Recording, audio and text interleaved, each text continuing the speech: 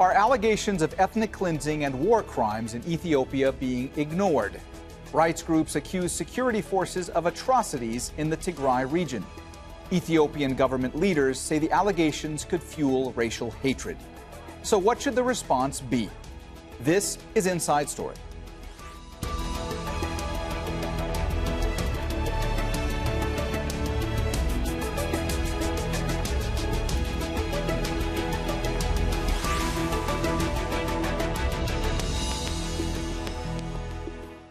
Hello and welcome to the program. I'm Mohammed Jamjoom. Mass killings, rape, torture, people deprived of food and forcibly transferred.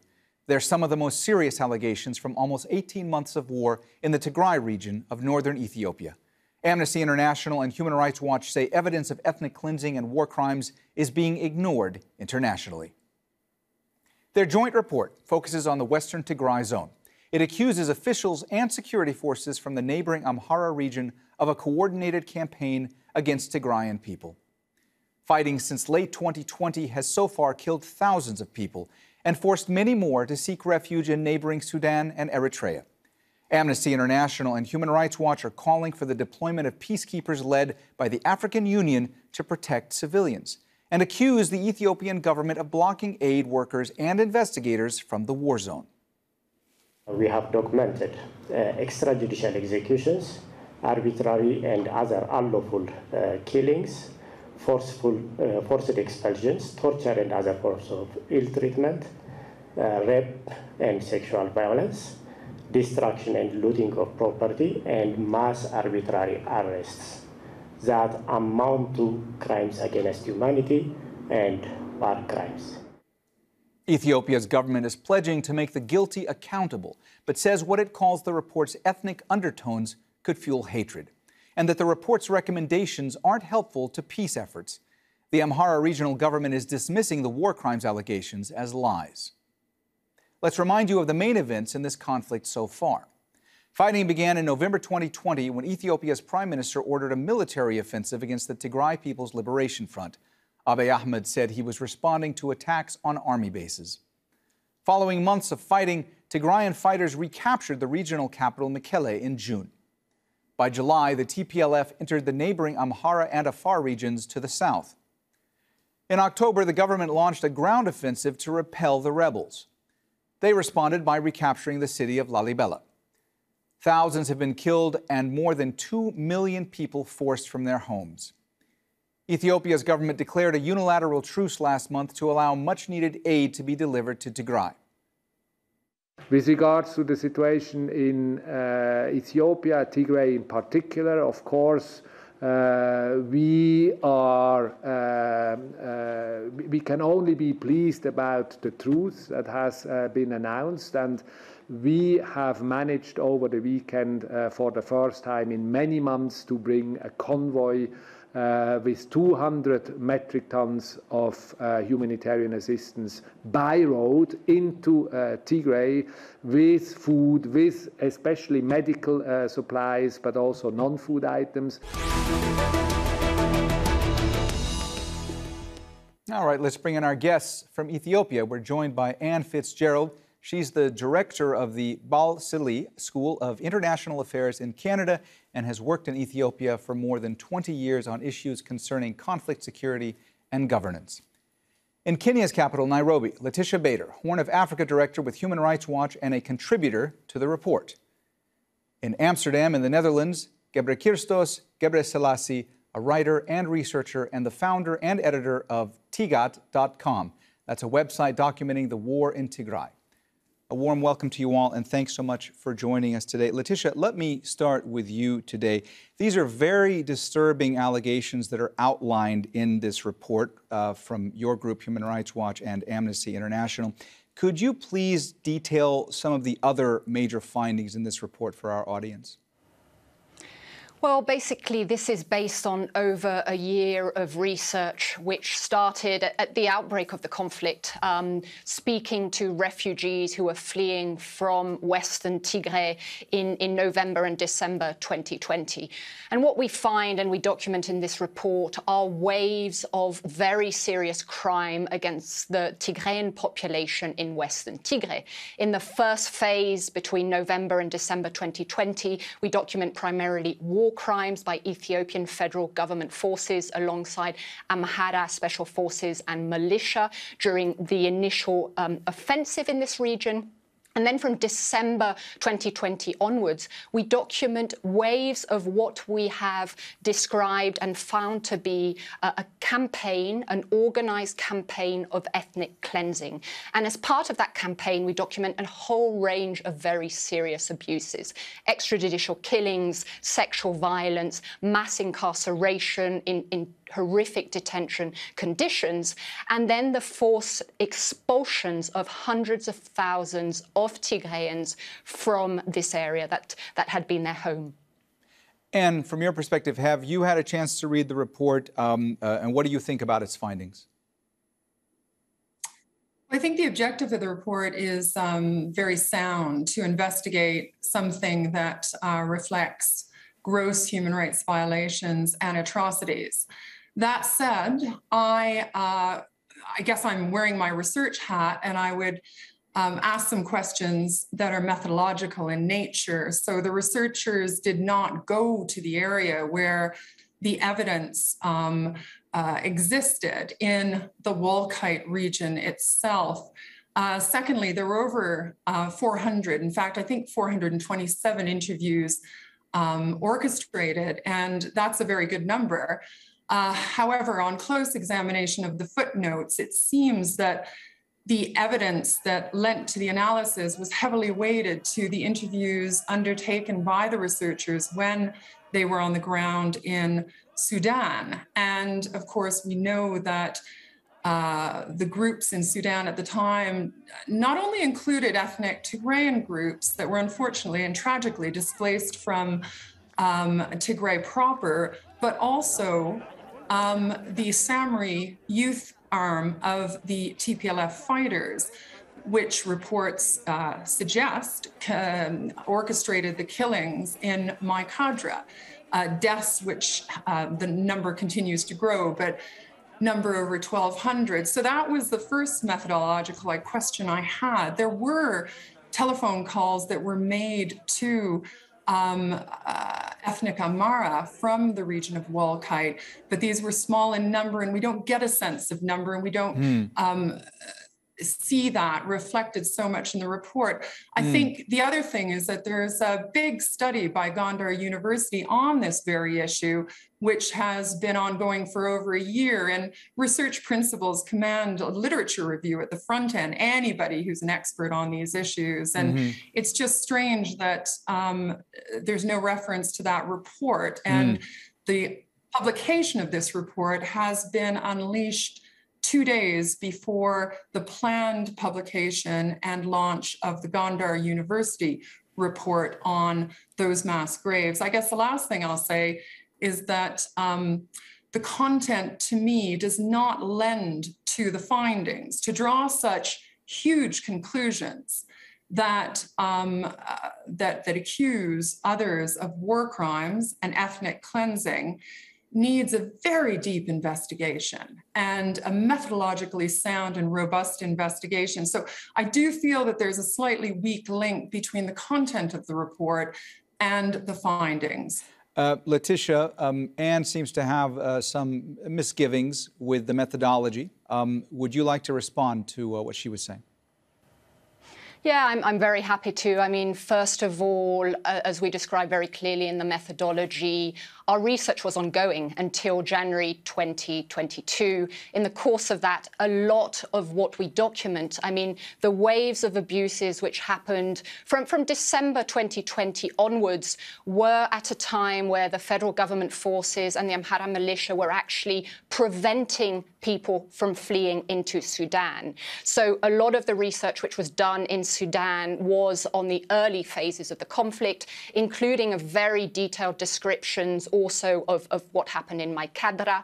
But a lot of the subsequent research was actually done with individuals who were forcibly expulsed as part of really this organized campaign of ethnic cleansing, which started from December 2020 onwards. And I mean, also we have corroborated a lot of our testimonial findings with satellite imagery, including of the destructions of entire villages, as well as the movement of these organized convoys. Here we're talking about individuals who were in detention facilities, who were being taken from detention facilities and bussed across into to the Tikizi River area, which is seen as the natural boundary between these two parts of Tigray.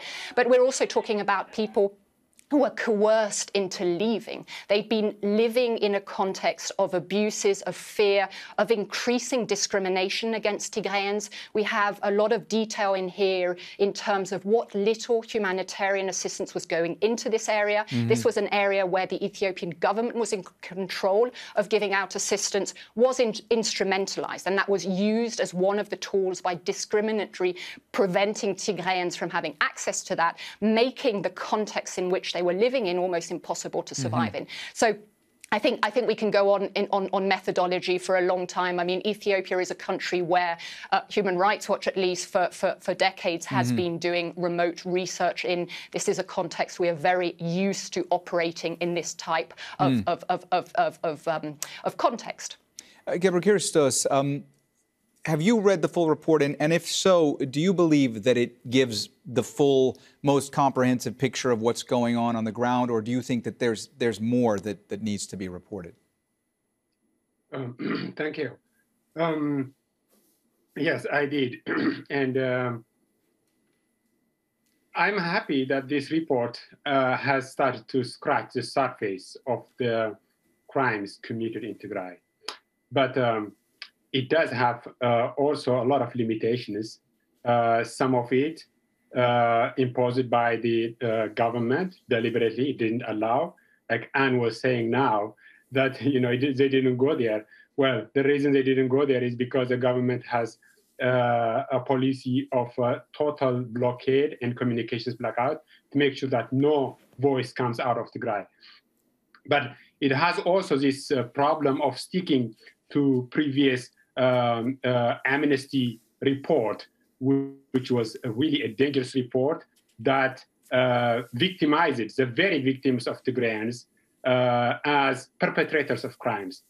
Even if, the Ethiopian and their allies were on the 9th of November in Maikadra, we've written a lot about this, but the report still sticks that, because it wants to stick to the previous amnesty report, that they entered Maikadra on the 9th, and the Tigrayans were involved in some conflict before. The truth is that the Ethiopian government orchestrated this crime, used amnesty to propagate this narrative that the Tigrayans were committing crimes, and it uses that report to galvanize Ethiopians against Tigrayans. Now, another thing that this report misses is the bigger context. So really, what is happening here is that Tigray, as a result of its history and its place in Ethiopia and in Ethiopia, Eritrea history, is being wiped out as a policy of both governments. In fact, 3 governments, if you consider the Amhara as some kind of independent actor. So what are they trying to do is they are trying to not only eliminate Tigray as a region, as a state, but also they are trying to either totally eliminate the Tigrayan people or reduce them, according to their words, to about 1 million people that don't pose any threat to both Ethiopia and Eritrea. And this is, I think, the bigger policy that the report misses. Gebrekirstos, I just want to follow up with you about something. The Ethiopian government declared that there was an indefinite humanitarian truce. They declared that in late March. Is that actually holding? Is aid actually getting into Tigray right now? No, aid is not getting into Tigray. They only let about 21 trucks only to reset the narrative. That is to kind of like, they got the news, they got the image that aid is getting into Tigray. We are now more than 2 weeks since they announced that. They only allowed 1 day 21 trucks, while we know that about 100 trucks are supposed to enter Tigray every day. So they have got the image, they have got the narrative in the international media that the aid is getting into Tigray. But the policy is, like I said before, reducing the Tigrayan population through starvation, massacres, ethnic cleansing, and it is working every second, every minute, every hour, and they are succeeding in this. And I want to talk a little bit about the political picture in Ethiopia right now, how complicated things are, and also what actually has to happen for this conflict to come to an end. Yeah, I'd just like to say, first of all, that forensic criminal evidence is required for this investigation into the mass graves. And that's the sort of thing that needs to be done to find conclusions and recommendations of the sort that the report has put forward. And that has yet to be done and is desperately needed. Secondly, in line with your question, I've just spent considerable time across the northern regions of Ethiopia. I have witnessed the huge levels of destruction and damage caused by the fighting left by the Tigrayan fighters. I have witnessed numerous mass graves. So the mass graves in Walkite are certainly not the only mass grave, and an investigation is going to happen on mass graves. It should be comprehensive. And thirdly, there are considerable numbers of Tigrayan fighters still occupying 5 regions in northern Afar. For any humanitarian truce to be successful, those troops have to pull back. There are many of them, and triangulated research across hundreds that were interviewed from these communities suggests numbers from 80,000 to 100,000 and the use of artillery and heavy weapons. There is no scope for a humanitarian truce or aid delivery in those circumstances. Secondly, this war is not only affecting Tigray, it is affecting 3 regions. I visited IDP camps that are starving of food and water at the moment, while the trucks that my fellow panelists referred to go past and go up to the region. There's great pressure for that aid to get to Tigray, and that is terribly important. The Tigrayans who I interviewed, who have come to the IDP camps across the border, have not had food for a long time. But there are 3 communities here affected by the conflict, 3 regional states. And I would summarize by saying that until the military activity is drawn to a conclusion and troops are drawn back, there can be no humanitarian solution, because humanitarian goals are incompatible with military insurgency goals. And there are a vast number of troops still across the 5 regions of Afar. So we are seeing, it seems, one side honor its commitment to a humanitarian truce at the moment, but not the other party to the conflict. Laetitia, Ethiopia's government is pledging to make the guilty accountable. Are you getting indications after the publication of the report? Are you getting indications from government officials that that is actually going to happen? Well, I mean, maybe to follow up on one of the points Anne made, which I would say I would agree with, one of the big recommendations in this report is the need for ongoing international independent investigations. And as part of that, there needs to be forensic expertise. One of the concerns we have with how long getting international investigations up and running into the abuses in the whole of northern Ethiopia is that we have documented documented incidents of destruction of physical evidence. And there is an expertise which is required for the retrieval of bodies, including ensuring that this is done in a way which is dignified as well. So we absolutely agree, and we have actually continued to call, we advocated for a new commission at the level of the Human Rights Council in Geneva to really look into this and to collect evidence, preserve evidence in a humane, dignified manner for future accountability. I also just want to come to the question of the humanitarian truce. I mean, under international humanitarian law, there does not need to be a truce for warring parties to allow unhindered humanitarian access. And I think it is important to continue to underline that what we have been seeing in Tigray in particular, and the ongoing obstruction of humanitarian assistance going in as a result of federal government policies and actions, but also regional authorities, security forces, etc. This constitutes, an effective siege and is a violation in itself. And I think it's important to continue to underline that humanitarian access cannot be used as a political tool. It should not be used as a consensus-building measure. It is a responsibility of all the warring parties to allow that going in. In terms of commitments to investigations, I mean, we have in our report looked into what we have heard so far. I mean, one of the big concerns with Western Tigray is this is in many ways the elephant in the room. It is very contested. It is very complicated. But we've also heard very early on, at the height of the beginning of the ethnic cleansing campaign, denials from the federal government and the regional authorities in the Amhara region. And so, it is positive to hear the government is going to look into our findings, but it is absolutely key that we continue to see, and we see the opening up of a space for credible international and regional investigations into what has been happening as well. Gebrekirstos, from your perspective, why hasn't more action been taken by the international community? Thank you. I just want to respond to some of the points. The Ethiopian government is the main engineer of this genocide. It has a policy on how to implement this. I'm not making up this. They even have told the European envoy, Pekka Haavisto, about their plan to wipe the Tigrayans, I'm quoting what they say to him, to wipe the Tigrayans for 100 years, to destroy them for 100 years. And this is to what they say to him. What we hear in the Amharic language every day is just how to eliminate the Tigrayans. This is an open discussion. How to wipe them out. This is just everyone talks. The Amhara authorities talk openly on media.